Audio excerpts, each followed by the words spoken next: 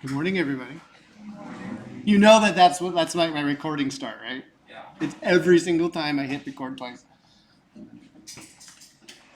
right. Now, you guys don't need to see the clap in the morning. When I'm setting everything up, I'll do it. That. And my 4A students go. Every single time. And why do I clap? Yeah. Yeah, it's you can see it in the editor. Boom. Nice sharp. Yeah, nice sharp line. Not that I ever edit these. We're almost done with optics. I'm a little sad. Optics is great, right? No, it's not bad. It's just we've been on it. You've been on for a while, too long? It's just fast because our not too long, and I'm kind of worried about what's coming. Quantum mechanics. It is about a week longer than it needed to be because I can't help myself. It happens every year. I should just plan it in. I really should. Because I think Mr. Ragsdale's 4C classes are already in the relativity. Yeah. Yeah. See, let's just stay a little longer. Yeah, that's fine. Right, just linger a little longer on the classical physics. Nah. All right. So want to finish up diffraction today, and we're going to do this. We're going to apply diffraction in an area that perhaps you weren't expecting. Okay, unless you've really been doing your reading. And I know the words up on the top don't say diffraction, but in fact, they are. Okay, because Rayleigh's criterion is a statement of a physical fact. And the physical fact revolves around the circular apertures that every single human being has, right, in their face. So every aperture, every opening, every slit, every building, every object, right, is going to cause some sort of diffraction if the wavelength and the size of the object are within a couple orders of magnitude of each other. And our eyes are no exception. The light that passes through our pupils is going to experience some diffraction. It can be very difficult to see, but it's there nonetheless. And when it comes to a circular aperture, so we've only just done straight up and down apertures, right? And we have the d sine theta equals m lambda, and then if it's a diffraction grating, it's blah, blah, blah, right? When it comes to circles, in the single slit diffraction where we had d sine theta dark, right, equals m lambda, or did I use a? I don't know. I thought, anyway, doesn't matter. What does m do? Like for a diffraction grating. Okay, not theta dark. For a diffraction grating, what did m tell us? It was like the replications of the diffraction pattern, right, going out. So it was just an integer value, right? We had one equation that as long as we just put m equals 1, 2, 3, or 4, we could get whatever information out we needed. When you go to a two-dimensional aperture, you don't have one equation. You have an equation for every single order. So it's not just m equals 1, 2, 3, 4. It's actually a different equation for the different orders of the diffraction pattern. So the first order equation is sine theta equals 1.22 lambda over big D. Now, this angle, okay, can be big, okay, can be small, sort of depends on the situation that we've got. We're going to use mostly small angles, okay. The big D is the diameter of the circular aperture, and lambda is the wavelength. So this equation is the m equals 1, the first order of the diffraction pattern. To get the second one, we'd have to go look up that equation, and the third equation, so on and so forth. You got to develop. There's a new equation for every order. Now, in the small angle approximation, where things maybe are far away, right? We can use the fact that sine theta and theta are about the same thing to write a variant of this which we call the minimum angular separation, theta min, that is required in order for our eyes to be able to resolve the difference between objects. What the heck did I just say? Right? That was a long sentence. Let me show you an example. Picture is worth 1,000 words, right?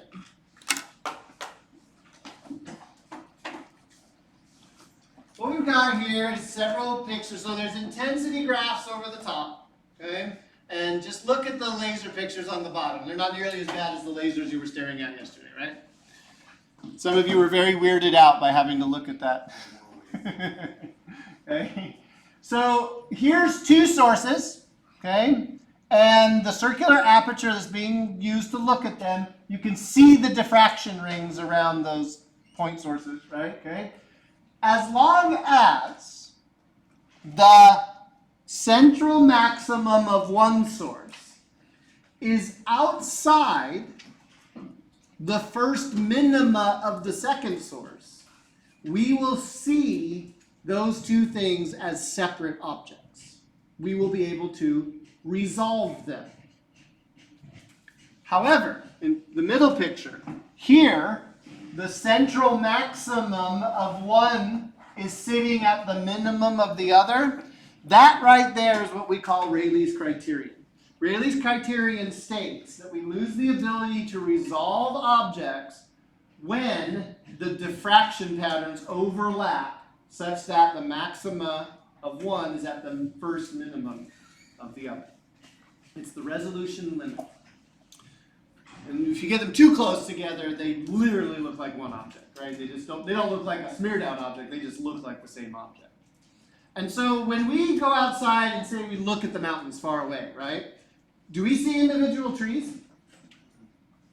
No, we just sort of see a green blur on the mountains, right? Okay? As we walk closer to the mountains, at some point we're going to be able to go from seeing sort of a green blur to making out individual trees. We will have reached Rayleigh's criterion, where before we couldn't resolve them, and then we could resolve them.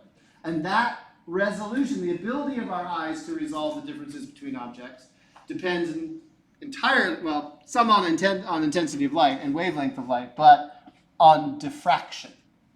The diffraction that our pupils, right, cause. And since everybody's eyes are more or less the same in terms of pupil size, this becomes a handy thing in the design of really anything that you either want to see far away or, believe it or not, up close. So one of the things you gotta have to wrap your brain around is that when we're dealing with circular apertures, Rayleigh's criterion, and very small angles, I mean, you and I know that we should be measuring theta, like we should divide this thing in half and make two right triangles. But come on! The angles here are so small that it doesn't matter. So we often use the angle that subtends the distance between the two things. So there's two sources, and they are a distance d apart, right? And we say that theta min subtends the distance between them. It's the entire arc measured in radians, right, that you have to go through in order to get from source 1 to source 2. And because it's small angle approximation, we can kind of cheat a little bit and not have to divide that angle by 2, right, and divide the distance by 2. You end up with factors of 2 everywhere. They have absolutely no difference because everything's too small anyway. L is usually very much bigger than D in every situation we're going to run into. So here is another example, okay? So down at the bottom, you can see that those are 4 different isolated sources of light, right? But changing the aperture size, remember it's 1.22 lambda over D, and so your large apertures in that equation, theta min is approximately equal to 1.22 lambda over D, right?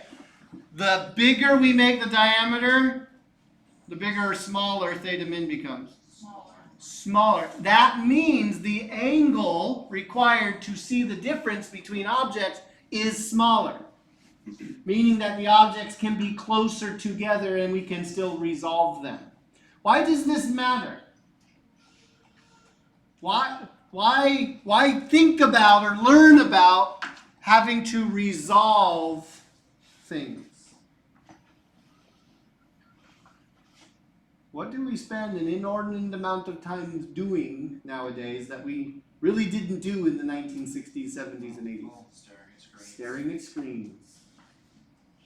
What are screens made of? Magic. Called pixels. Zeros and ones. Yeah, okay.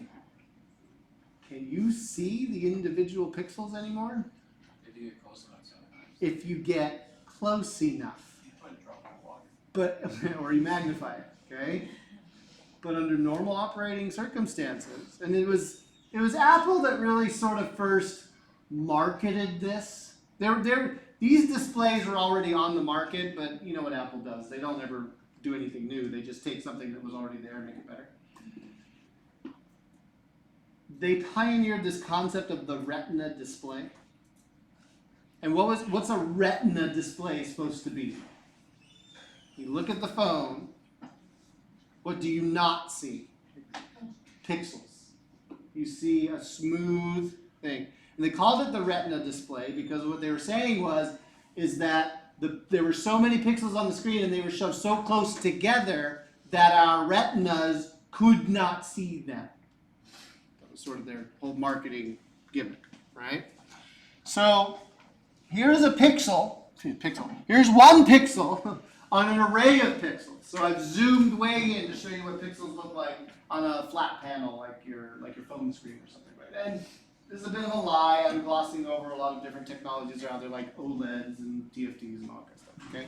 But let's just look at the pixels. So notice that one pixel is actually made up of 3 subpixels, RGB, and when you put the red, green, and blue together, you can get all 16 million colors that our eyes are able to distinguish between, okay, by changing the balance between that red, green, and blue.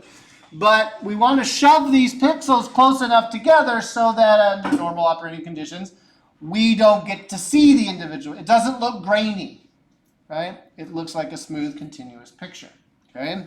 So let's do an example where we calculate, right, what the distance needs to be from a person's eye, okay, in order to be able to see these pixels. If we use a modern display that has approximately 400, we're going to do 401 pixels per inch. I pulled this from the original Retina displays. In truth, modern OLED displays and some of the more fancy displays kind of drop this number a little bit to save cost and hover around 300 pixels per inch. But really anything over 300 pixels per inch, you're going to be hard-pressed to be able to see the individual pixels. All right, so a pixel density, pixels per inch, right, on a display is sort of the standard metric in the United States for saying what the resolution of the display is, okay? This is for people that make the displays. For consumers, we use a different way of talking about the resolution of a display. Have you heard of 1080p? Yep. Sometimes referred to as HD, okay? And then there's 1440p. What's the P? Pixels, okay? What they're doing is they're giving you the actual number of pixels on the display. So for a standard display that has a 16 by 9, okay, aspect ratio, okay, what they're giving you, okay, is the, you can remember, horizontal or vertical. I think it's the vertical number of pixels, okay? So at a 1080p display, okay, there's 1080 pixels vertically and 1920 pixels horizontally. That's, when you put those numbers together, you get a 16 by 9 aspect ratio. And they lied to us about 4K originally just to make it sound better. Yes, okay. So 1440p, okay, does 1440 vertical pixels and 2560. 2560. 2560? Yeah. 24, 256? Yeah, 24. 2560. That was 24 something. Anyway, I don't know. Don't care. I have a 1440p monitor at home. Looks great. Okay? And then 4K. 38 Okay. something across. Yes, 3080, 3000 something. 2000. You know, your teacher should have looked these up Well, it's before you just started double the teaching them red. that, right? Okay. It's just like putting 4 just double. So this one's usually, this one's called HD, this one's sometimes called 2K, and then a 4K doubles this, 4,196, 4 times 8, 30, 4,360, something like that, right? Okay. Now, when you're using a computer monitor anywhere between 24 to 30 inches, right? Usually this is fine. At normal operating distance, you can't see the pixels. At a 27-inch monitor in 1080, you usually can see the individual pixels. Okay? It's just the pixels per inch or less, right? At 4K, it's kind of ridiculous to have a 27-inch display. It really is, because you're wasting graphical horsepower for something you can't see. Okay? So 4K is recommended for anything over like really 40 inches. Up to 32 inches, you can squeeze out a 1440p display. Depends on the individual. Me, I can see all the pixels on a 32-inch display that's 1440. But I know what to look for, right? And I don't like ruining people's lives by teaching them what to look for. Right? Once you see it, you can't unsee it. Right? So I try to be careful and tell people that their monitors are fantastic. Even though I can look at it and go, All right, let's do this calculation, right? That was a little bit of a tangent there, I'm sorry. So they gave me the pupil diameter, we know the wavelength, okay? And they gave me the distance between pixels on the screen. So little tiny picture just to sort of make sure I'm okay with everything that's going on, okay? This is 5 microns. The distance to the screen, this is not to scale, okay, is going to be L. This is what we're looking for, right? They want to know how far away this thing is, right? And I know I'm working with Rayleigh's criterion. So I know that theta min has to be equal to 1.22 lambda over d. I've got the lambda, I've got the d. Where's the L? That's what we're solving. But it's not in my equation. It's in theta. Small angle approximation, theta, sine theta, and tangent theta are all the same thing. So I've got what essentially amounts to a y right here and an L. So I can write this as y over L, where y is the separation between objects, L is the distance that I want. So I solve this for L. L is going to be equal to y times d over 1.22 lambda. And what do I have to make darn sure I get right?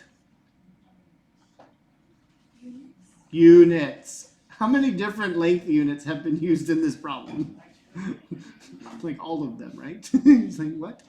So, y being 5 microns is 5 times 10 to the minus 6. D being 4 millimeters is 4 times 10 to the minus 3.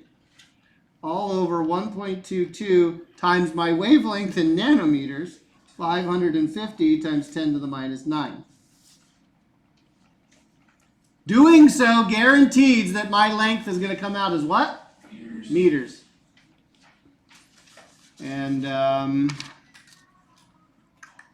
I got 0.0298 meters, or approximately 3 centimeters worth of distance. So on a display with a pixel density of 401 pixels per inch, which corresponds to a pixel size and feature size of 5 microns. Feature size being basically the distance between between pixels. I would have to hold the display 3 centimeters from the opening of my eye to be able to see the difference between those pixels. What's the normal near point for a human being? 25 centimeters, right? So this number is well inside the normal near point, and therefore we can't see the individual pixels on the display without help, without getting some magnification or doing some other trick.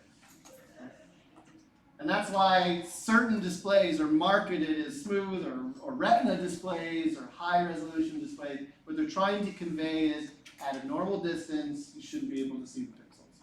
You could probably, with your, depending on how big your TV is at home, if you've got a 4K TV, you could probably get up to the near point and see the individual pixels. But nobody watches their 50-inch TV for 25 seconds.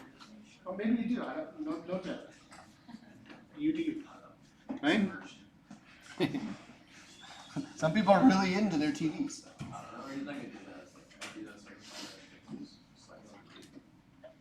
I mean, I did that when I got my TV. Pure white, drive the display as hard as you can, and scan for those dead pixels. It's got dead pixels, it goes back. No flaws. How fast do you find dead pixels? Really fast. Really fast. I can it's scary. I'll see a dead pixel from a mile away. And it will, it's almost subconscious now. Like I'll know there's one there and I don't know exactly where it is, but you just give me 10 seconds, I'll find it. It sticks out like a sort. I've been trained to see optical aberrations. Like that's in optics. You once you've done thousands of hours of setting up optical equipment, you can see chromatic aberration. You can see the dust on the lens. I am a terrible person to be in a car with because if the windshield is not pure, clear bliss, I'm angry. That bug that slammed into the window, no forgiveness. Because it messed up my pure piece of glass. Our minivan has a little nick from a rock. It drives me. Anyway, that's my problem, not yours.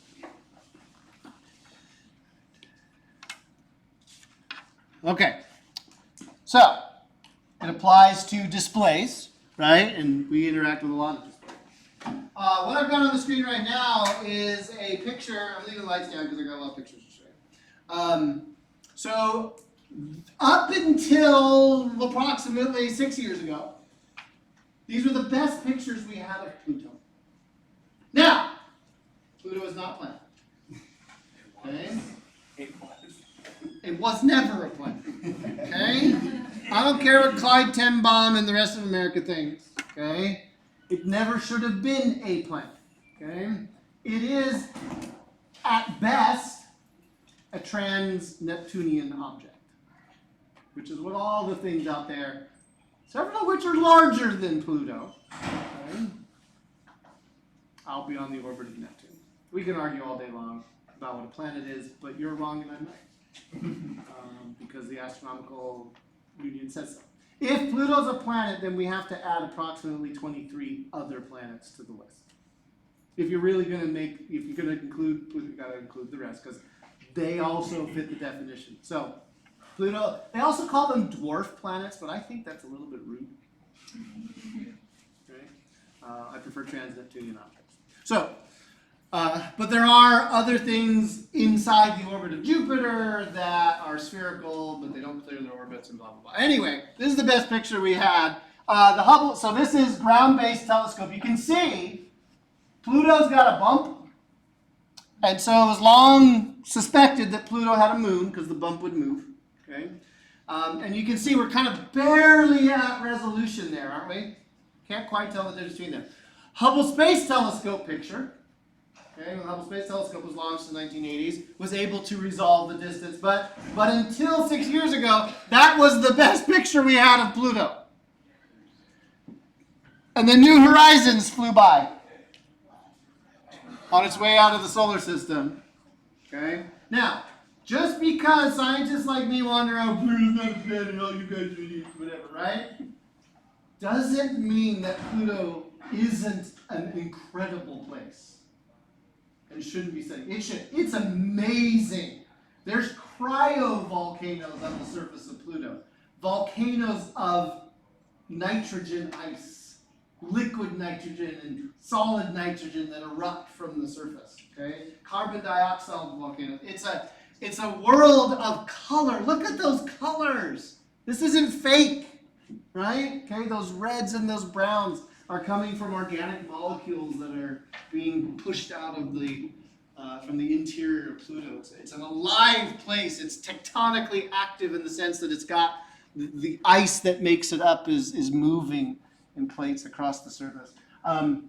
When the New Horizons spacecraft flew by, okay, at its closest encounter, it was able to resolve features that were approximately 35 miles apart, a little bit smaller. Like I think the resolution was maybe 10 miles or something like that. Okay, so they're giving you the scale there of 35 miles, right? And you're looking at, so all of those are cryovolcanoes, right here, right? All of those mountains, those are erupting. Okay, Pluto has an atmosphere that's largely derived from these eruptions and things like that. Just incredible, right? So the power of getting up close, right?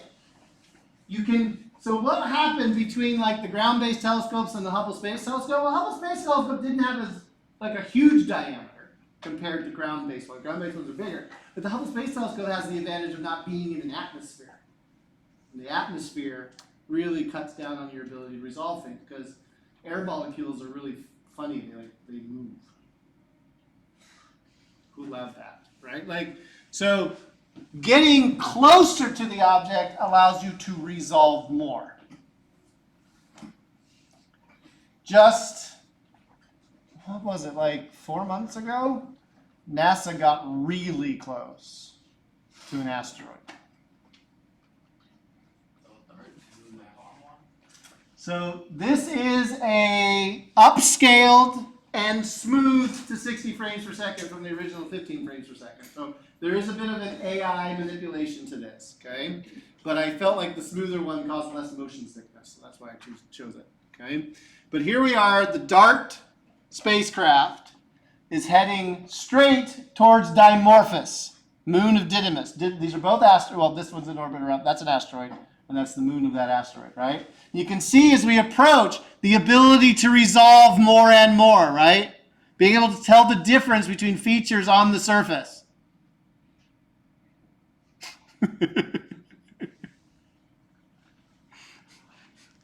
And that was the last frame before impact. Right. What? So it didn't make it.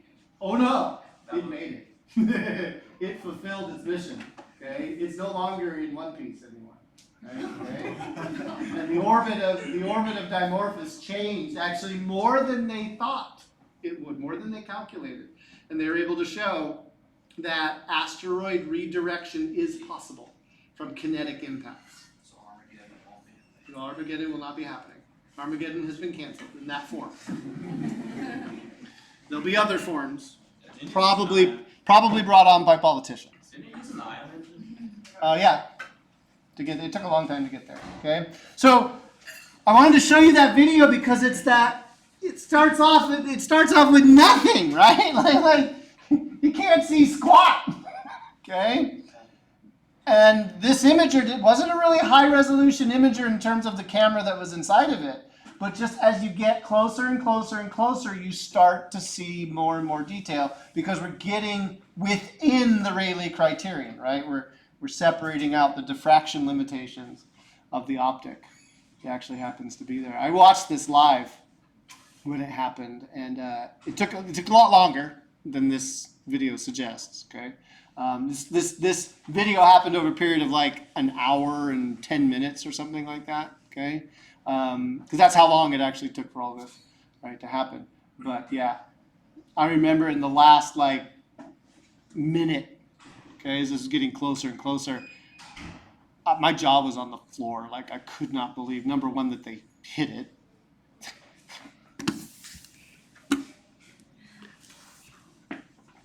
Using a bow and arrow, shoot a penny and hit Lincoln's eye if the penny's in New York and you're in San Francisco.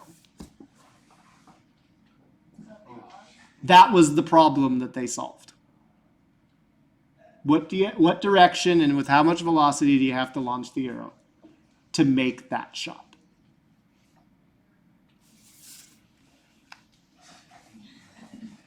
So my brothers and sisters in STEM.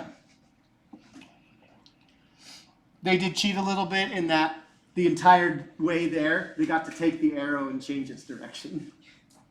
Gay vectors. Gay rockets. Okay, so let's do calculation. Okay. One of the things that I like to do for fun is to track the stuff that's in orbit. So whenever there's like a launch or something, I kind of like to know what the payload is going. It's been a little bit hard lately because SpaceX is launching so many Starlink satellites, right? They're up to 6,000 satellites now. 4 years ago, there were 0 Starlink satellites right, in orbit. So Wall-E will be coming true here shortly. At any rate, there's always launches that the federal government contracts where you don't know very much about the orbits. You don't know what the payload is. It's always listed as classified. You can watch the launch, but then once the first stage is expended, you usually don't get any data about what the second stage is doing. But you can infer a lot from that initial first stage. And every once in a while, there is a launch that suggests that something rather heavy is being launched. And it's not going into geostationary orbit, it's going into low Earth orbit. And if you get your telescope out and start looking for where it's supposed to be, it's roughly the size of a bus. These are spy satellites. Okay, and the best spy satellites out there nowadays are essentially Hubble Space Telescopes. They just don't look out. They look down. Okay? So, we are going to, they declassified a bunch of the launches in the 80s, about 4 or 5 years ago. And those of us that track these things were like, see, we were right. Right? The size of school buses, their Hubble Space Telescope pointed down. So, if the Hubble Space Telescope, because the Hubble Space Telescope is what we know about. I can give you actual data on the Hubble Space Telescope. We don't know, it's still classified what the resolution of spy satellites is. We know the orbit of the Hubble Space Telescope. We know its mirror diameter. And if we're looking down using that wavelength of light, can we read license plates? Right? What is the minimum distance of separation between two objects in order to be able to see them? Right? See the difference between them.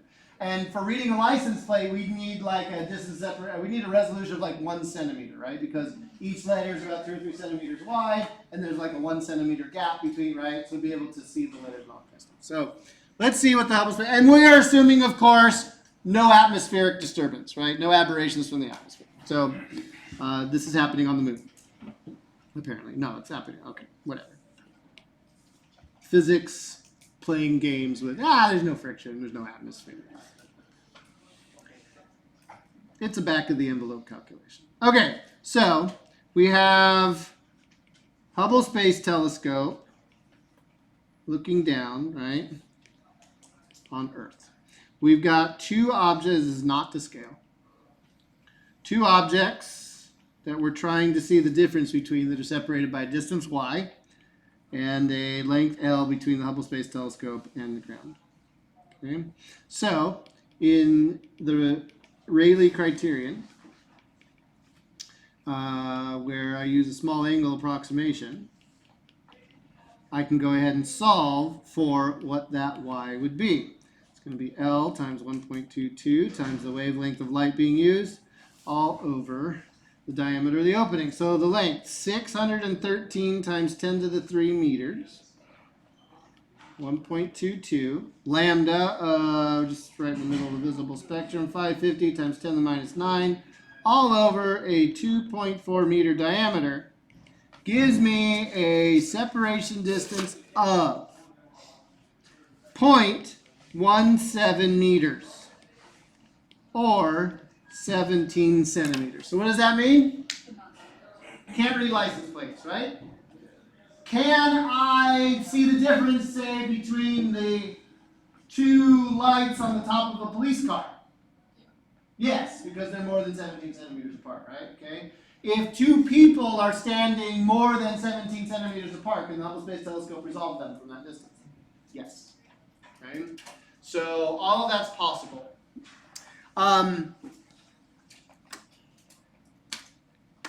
Don't want to get too political here. But thanks to the, I use this term very lightly, thanks to the intelligence of our former president, who tweeted out a picture, a spy satellite picture of an Iranian nuclear launch facility or rocket facility.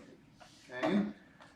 We now know, the general public, he tweeted out a classified. This is the guy that has the nuclear launch codes for 4 years. Tweeted out a picture from one of our best spy satellites that showed a resolution that was well within the 3 centimeter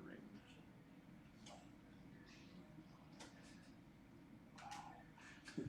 Our spy satellites are crazy good. Okay? Up till that picture, those of us that sort of make a hobby of looking at these things, we assumed it was sub 10 centimeters. We just didn't know how low, right?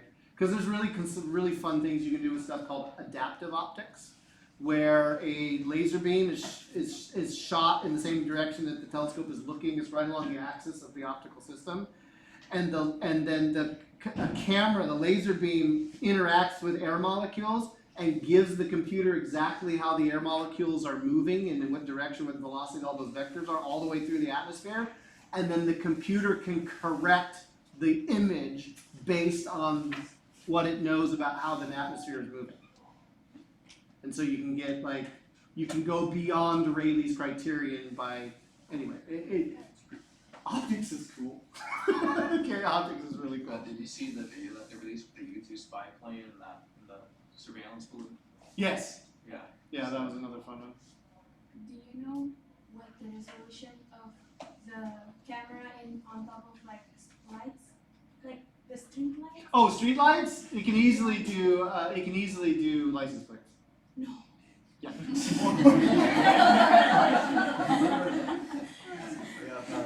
So, you think we've got it bad, go to Europe. I don't know. I saw this girl post that she called to get a ticket resolved or something, and the guy was like, "Oh no, this is a dude. You're fine." It was her, but the camera was so bad that he thought that she was a It dude. depends on the local. So in the United States, every city and county is responsible for its own budget, installing its own system. So there's different contracts. It's not like there's a standardized system all over the United States. In Europe, okay, they have traffic cameras, right? And they are way better, or worse, depending on your point of view, than what we've got here in the United States. My sister learned this the hard way, and she was in Italy with some friends after graduating from college. And they got stuck in a roundabout because they weren't sure how, they didn't know which direction, so they went around the roundabout 3 times. 2 tickets. It's illegal in Italy to stay in the roundabout for 1 complete revolution. Or even Okay. more. And so the camera caught them going around once. That one's free. They went around the second time, 250 euros. Third time, 250 euros. And if they had not exited, if they'd been around, yeah. Yeah, they'll get you in Great Britain, the traffic, if you're speeding more than 2 or 3 kilometers per hour above what it states, you get a ticket. And it's accurate, and you can't argue it. It's your license plate, it's your car, it's registered to you. Yeah. In Canada, they have the traffic cameras, but Google Maps notifies you. Yeah. A lot of apps, Google Maps, everything will notify, hey, there's a speed camera coming So up. bizarre. When I first saw it, I was like, what is this? What does this mean? Yeah. Big brother looking at you. Is it the same way on highways too? What's that? Is it the same way on highways? It just depends. Yeah, it depends on where you are. Some states and jurisdictions have speed cameras, others don't. I haven't seen a speed camera here, like on 99 or anything like that. So, if they did, they would make a lot of money. Oh yeah. Every BMW All those people. I mean, I admit, maybe I should admit things like this on YouTube where it's recorded. I admit, I set my cruise control to 5 miles an hour over the posted speed limit. Okay, I am getting past with a delta V of at least 25 miles an hour. At least, minimum, right? So that person's going close to 100 on 99. I will already be going over and somebody will pass me so rude and so mad and I'm like, dude. There's a strip going towards Vegas where they stopped and took all the police regulation out. Now people go 150 down Yeah. all the time. Yeah. And if you're not going like 90, You're, everyone's honking at yeah, you're in the way. you. I did that in my girlfriend's little Sonata. Now, yeah, I do think a speed limit like on a highway of 55 is ridiculous. Oh. Like just nowadays, it's But in like Montana, where the trucks go 80. okay, but the 80 is Montana. There's nothing out there, right? So please, can I just have a speed limit of like, I don't know, 9/10 of the speed of light through Nevada? Because I just don't want to drive through Nevada anymore. What are we looking at? This is old Google Maps. So nowadays Google Maps is so high resolution. There's lots of places you can go sub 1 meter resolution on Google Maps, like 25 centimeter resolution. You can see people walking on the Las Vegas Strip and all that kind of stuff. Okay? But back in the day, there were areas where we would have 30 meters per pixel, meaning every pixel in the image represented 30 meters of real space. So the resolution of this is 30. You can only tell the difference between objects if they're more than 30 meters apart, right? And then 10 meters per pixel, again, is a higher resolution. And now we're doing half and quarter and 10 centimeter per pixel. Depends on how much Google Maps has paid whoever they're paying to get the images for them. The higher the resolution, the more it costs to get those images. And I hate to burst your bubble, but most of the images you see nowadays on things like Google and Apple Maps are not satellite imagery. They're aircraft. Okay? They're drones and other aircraft that fly over and map. Right? It's much easier and cheaper to get higher resolution imagery just by flying a drone. So a few years ago when I used Google Maps, I saw like there's people on like a little truck, like Yeah. they literally have like a camera and just Oh, well, okay, so that's surface level, like when you go to Street View. surface level. Yeah. The big tech companies have captured our entire planet. And you can go there in virtual reality. I do it almost every day in my flight simulator. Microsoft Flight Simulator just streams me the Bing's map information. And they keep it updated. Right? So like my house is there in 3 dimensions because it's all the 3 dimensions. Anyway, it I don't know why we go outside every morning. Can you crash and it'll show you what happens? No. And they're under license with Cessna and stuff. You're not allowed to show their planes flying apart. It just says you overstress the vehicle. Blank screen. White text. You overstress the vehicle. Restart or main menu. But the whole point of Microsoft Flight Simulator is not to crash. It's not GTA. What are we looking at? We are looking at Viking imagery, okay, of the surface of Mars. Viking was the first U.S. mission to the surface of Mars. And this particular image caused a lot of controversy. Is this the face? What's that? If you zoom in on it,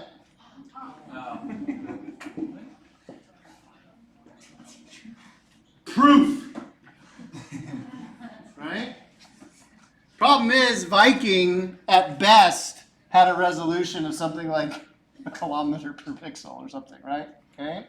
And so when Mars, the orbiter, surveyor, the satellite that went into orbit around Mars, took picture of exactly the same picture 3 decades later.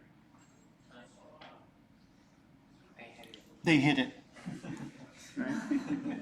Now, it looks like a face because the resolution was so bad and because our brains are designed to see faces.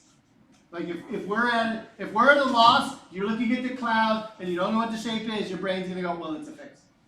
Because your brain always defaults to a face. Always. We're primed for it. It's like our main thing. Okay? So yeah, sorry, no faces on Mars. Okay? But let's figure out, okay, just again, using this example of the Rayleigh criterion. Let's figure out what how far away things are. Now, astronomers are weird.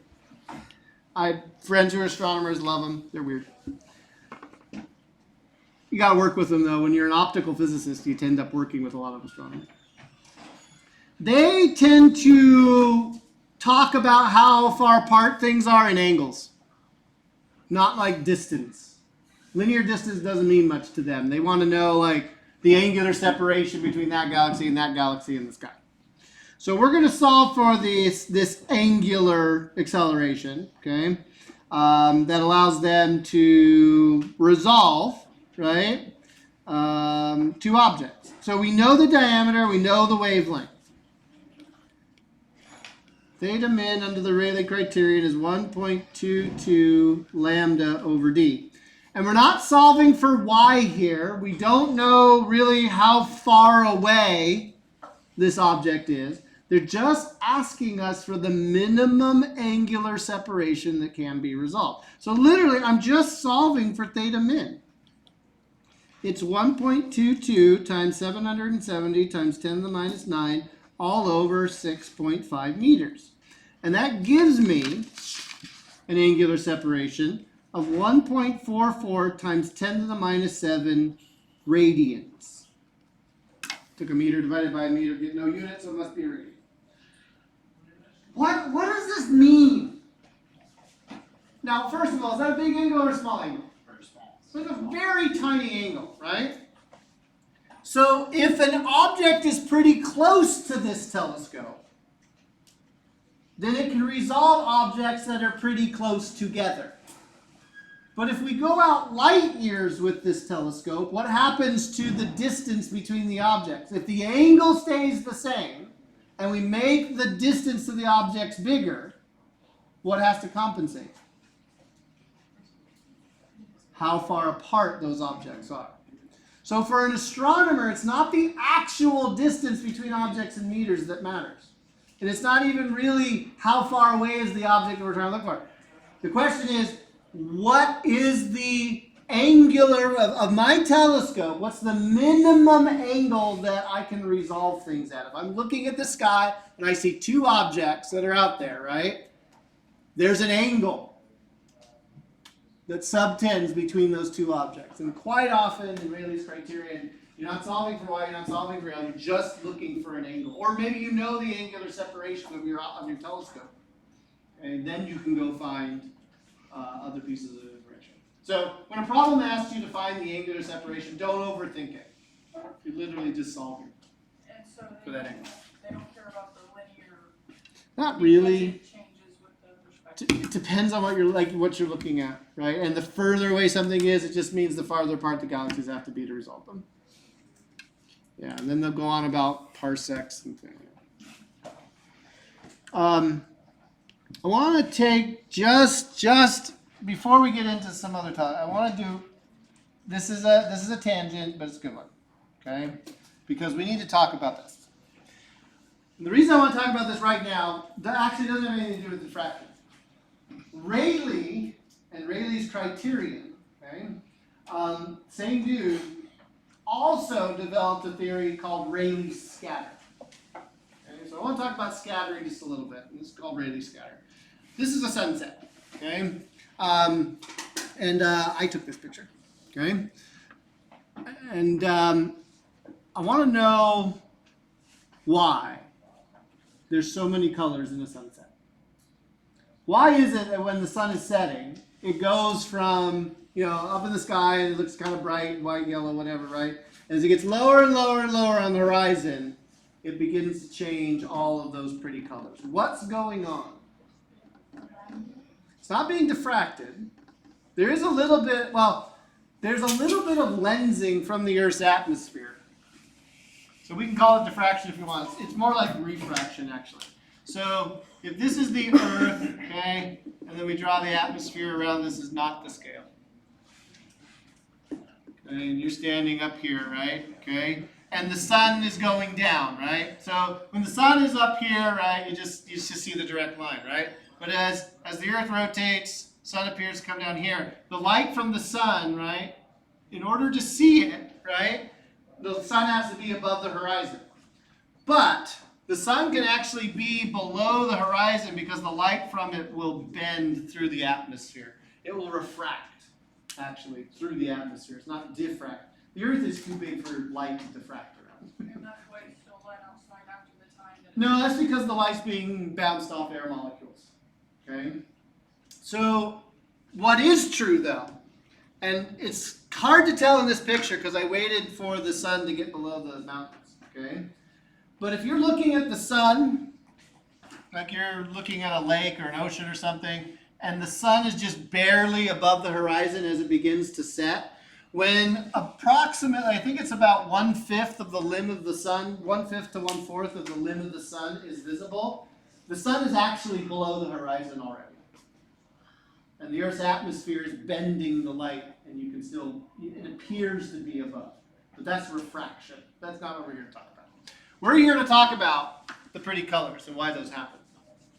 As the sun gets lower and lower in the sky, the distance that the light has, so when it's straight overhead midday, that's kind of the shortest path that the light has to take through the atmosphere. Okay? But as the sun sets, the path gets longer and longer that the light has to travel through the atmosphere. This isn't interference. This isn't path length difference. This is scattering. And what's scattering? Scattering, we talked about at the very sort of beginning of the optics chapter, is when light hits an air molecule, vibrates that air molecule, and then the light gets re-emitted in random directions. The colors of the rainbow, Roy G. Biv, also correspond to the frequencies of light that are in there. What are the shortest frequencies?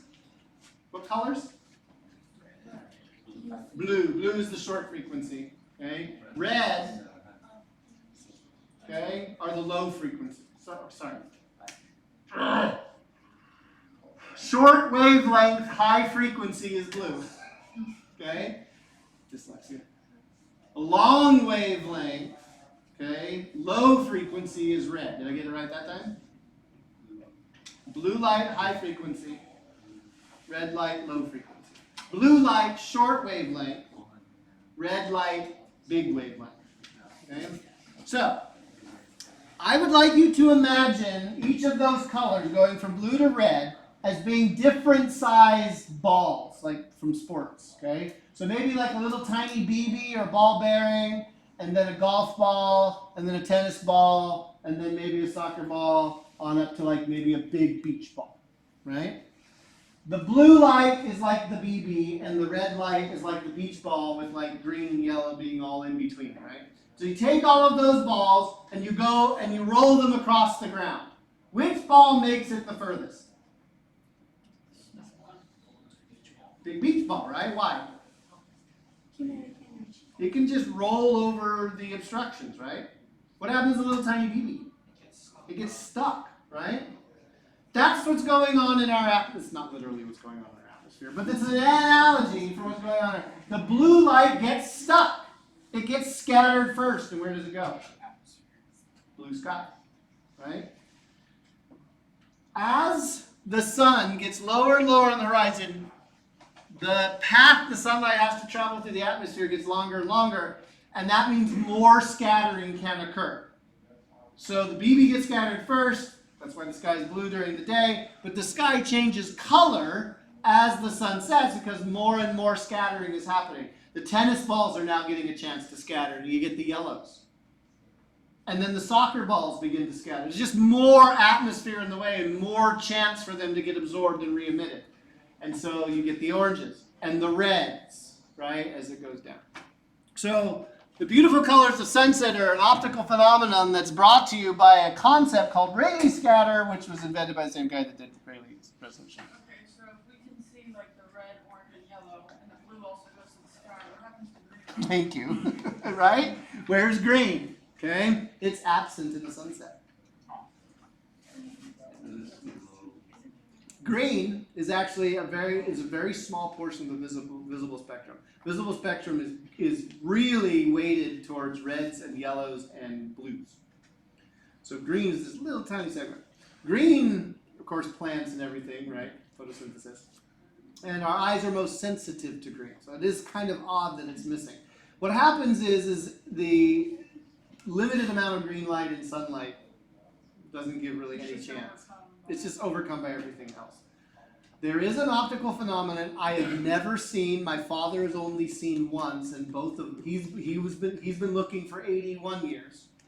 Okay, minus 10 because we didn't become nerds at 0. And I've been looking at for almost 50 years, right? Okay, minus 10. It's called the green flash. My father has seen it once in his entire life, and we know what to look for, right? So this is an exceedingly rare phenomenon. It usually only happens when you're on the ocean or looking at the ocean, and you've got a particular set of atmospheric conditions that are very stable. Basically what happens is when you get to a certain point as the sun's sinking below the horizon, you will see the green scatter. And it's called a green flash because it's momentary. It's like it exists for a second or two. The limb of the sun will appear green, and then it will go away. Yeah. It's there, but it gets scattered so quickly that you got to be lucky to see it. That's not why I want to show you this picture. The whole reason I wanted to talk about this was to show you this picture. That's Half Dome. Okay? I took these pictures, which is why they're not very good. But I did it by the rule of thirds. You'll notice Half Dome is sitting at one of the intersections. We are blessed to live near the Sierra Nevada and to be able to go places like Yosemite and look at it. So if you ever get a chance, please, in the summertime, go to a place called Glacier Point in Yosemite National Park and watch the sun go down. At Glacier Point, you don't watch the sun go down looking west. You look at the sun go down looking east. Why?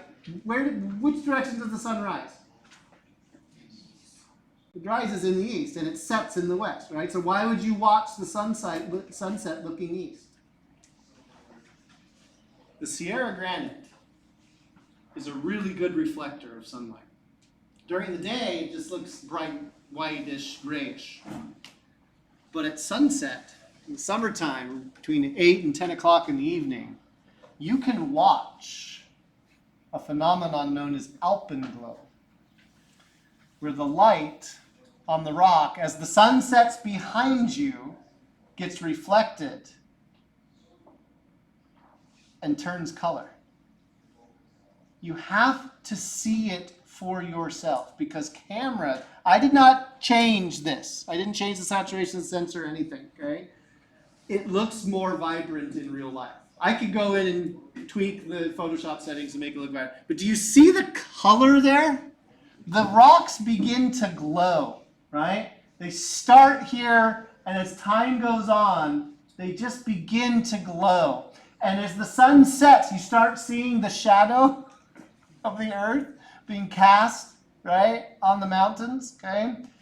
You look over, so you can see it's been creeping up Half Dome here, right? And then it'll hit like Clouds Rest. It'll be just barely on Clouds Rest. Is higher. Clouds Rest about 10,000 feet above sea level. Half Dome is 8,200 feet above sea level. If you look to the right, you'll see the Clark Range. It's a little bit higher, so you get to see.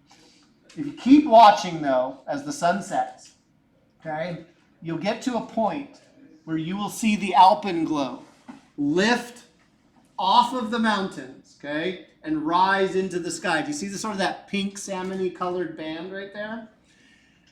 If you look directly below, so do you see the bright white above? And then the salmon-y sort of strip, and then directly below the salmon-colored strip, above the tops of the mountains, but below the salmon strip is a darker spot than the area around it. That's the shadow of the earth being cast into space. You can see all of that in a 2-hour period in one of the most beautiful places on this planet, Glacier Point in Yosemite National Park. Take advantage of it. Just don't do it this summer because the road's under construction. It's all closed. I don't make the rules. Okay? But my father worked as a national park ranger for 36 seasons at Glacier Point.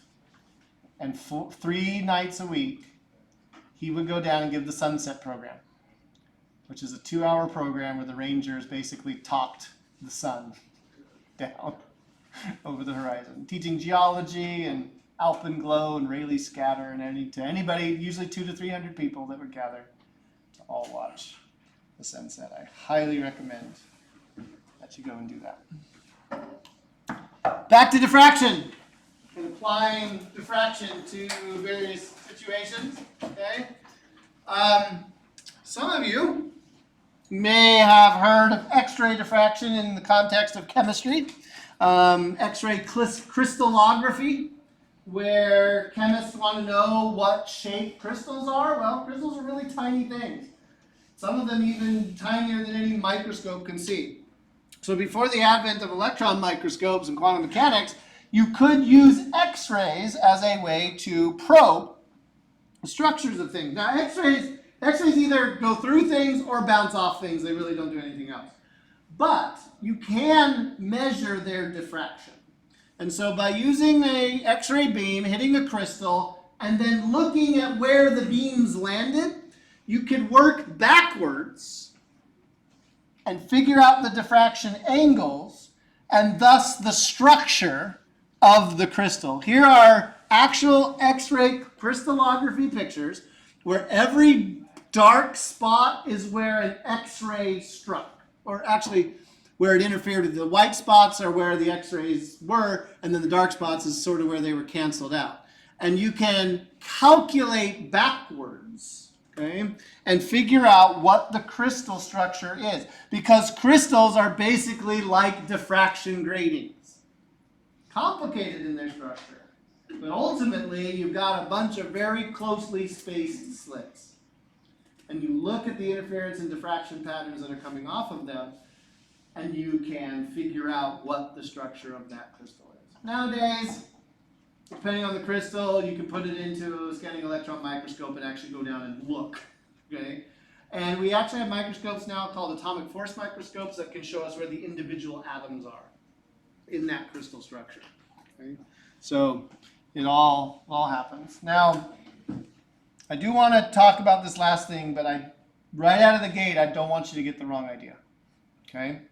Because what I do not want to talk about is the symbol on your Visa card, okay? Anybody's that little thing on the credit card where you turn it and it looks like a rainbow bird or whatever, MasterCard, right? People call those holograms and they're not, okay?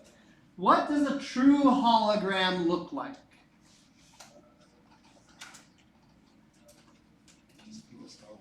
Like Star Wars. Okay. No. Okay. A hologram, or the art of holography, is to capture 3-dimensional information about something on a 2-dimensional surface. That's what holography is. Store 3-dimensional information on a 2-dimensional surface. Once you've stored it, ideally you want to be able to reproduce the 3-dimensional nature of the picture. So here is several examples of what true holograms look like. Okay?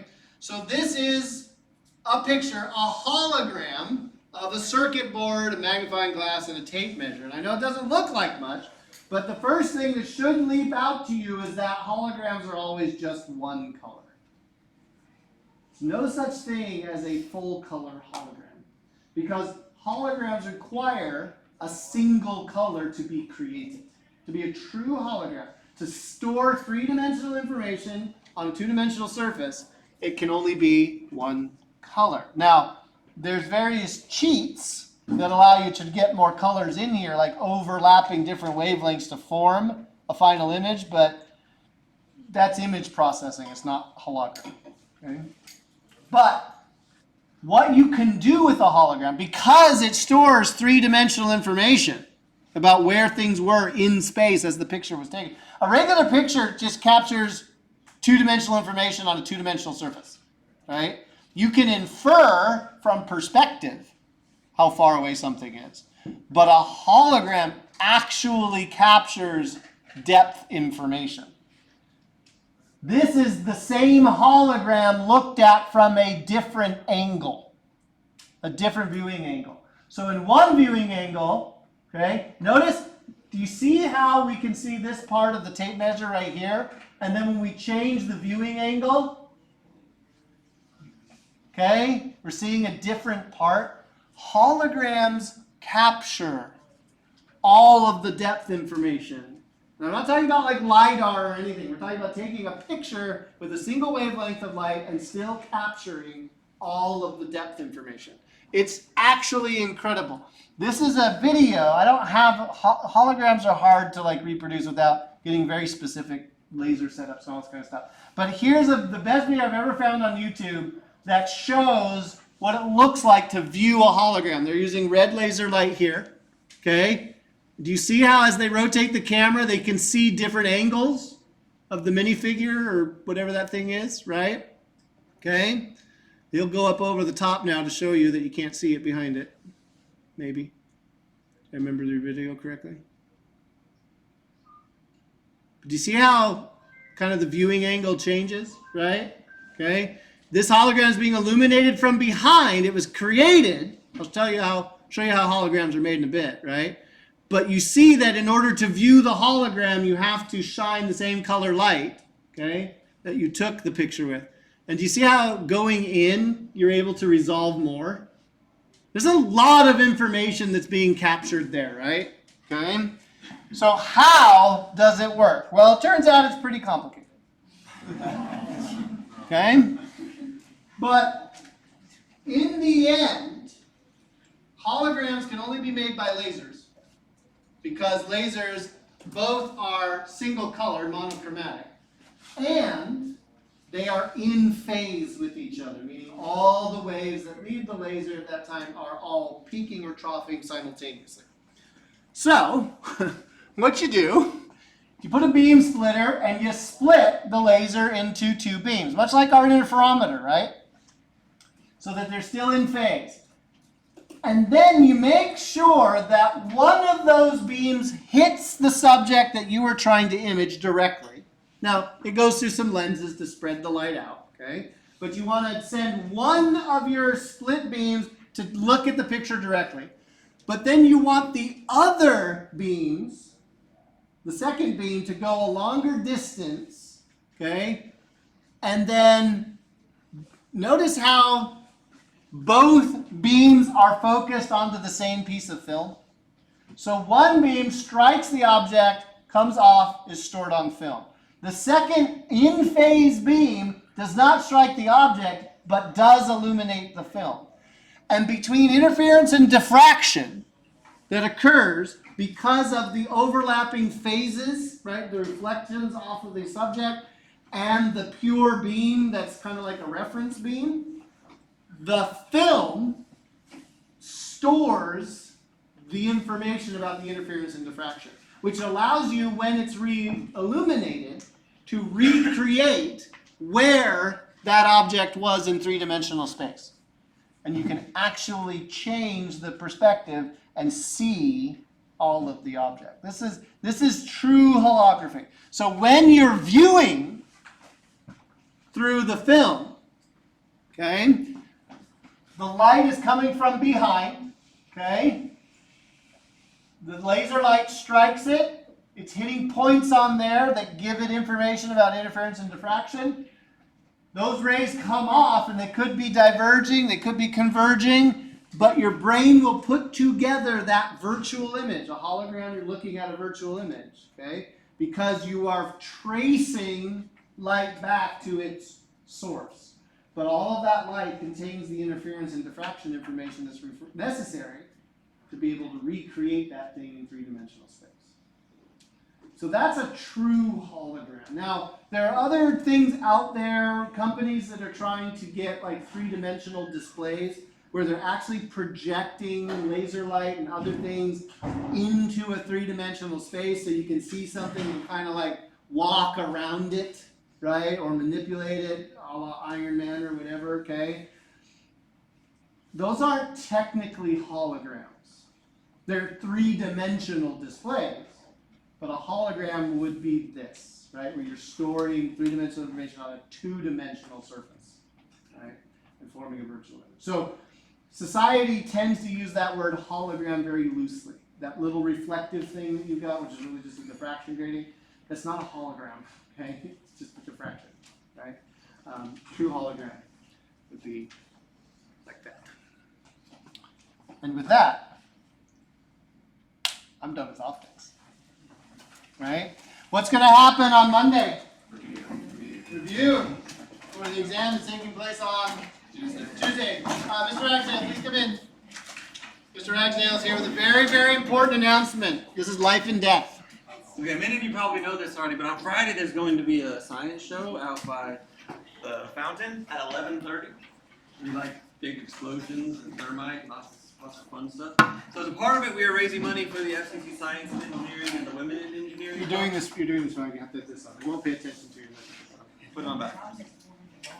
So the FCC Science and Engineering and Women in Engineering clubs, the way we are raising money is at the end of the show, at about 12:30. There will be pies to the face taken by two instructors. The instructor that raises the most money and the instructor that raises the least money. I believe I have passed Dr. Orphy at the moment. So we want to seal the deal, Right right? back in first place. But I want to make sure I'm in first place. I know many of you are Dr. Orphy students as well, but I want to beat her. So, the money goes to a good place. It goes to these two great clubs. They're going to be split 50-50. Even if you aren't going to donate, please come to the show and watch. Again, Friday, 11:30. It's going to be about an hour. I don't want to take up any more of your Yeah. time. So thank you. Please come up if you want to contribute. I don't have one because I'm the safety officer. Okay. So I can't be distracted by being piped. So come on up, put money in his bin, get a raffle ticket, I pie a actually have professor. that too. Yes. Okay. Thank you.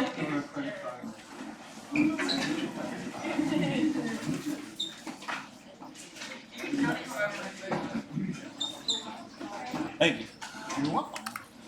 Just trying to get as many people to go as I can. That's the main thing, right?